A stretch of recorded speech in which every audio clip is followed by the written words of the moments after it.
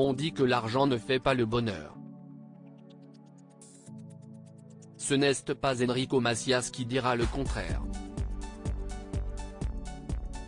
Le chanteur a certes connu la gloire et le succès, et tout ceci est d'ailleurs toujours d'actualité. Mais son compte en banque ne semble pas, pour autant, être si rempli que ça. La raison de cette ruine subite ? Une escroquerie dont il a été victime, et qu'il dénonce depuis des années, à la suite d'importants investissements dans une banque islandaise.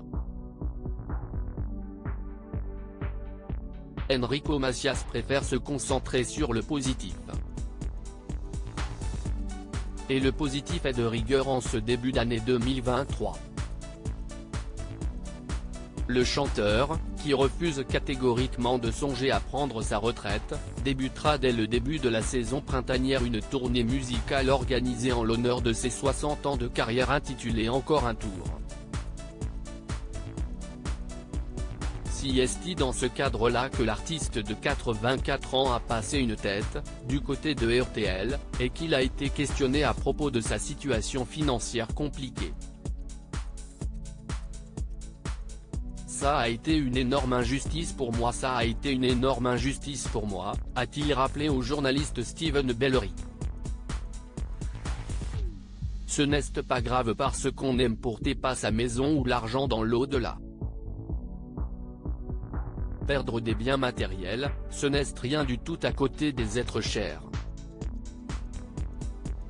Même si je suis ruiné, je suis heureux comme je suis. Si est sans regret qu'Enrico Macias avait par exemple hypothéqué sa luxueuse demeure située à Saint-Tropez. Les coups durs, l'artiste connaît. Il avait par exemple dû faire face à la disparition de son épouse, Suzy, à la fin de l'année 2008. Mais où en est cette affaire d'escroquerie ? Il y a toujours une chance qu'il parvienne à se renflouer. En décembre 2021, Enrico Macias a obtenu une victoire de principe devant la Cour européenne des droits de l'homme contre la justice luxembourgeoise, qui l'avait condamné à verser 30 millions d'euros au liquidateur d'une banque en 2014. En 2017, cette décision de condamnation avait été confirmée en appel et le pourvoi en cassation du chanteur avait été rejeté en 2019.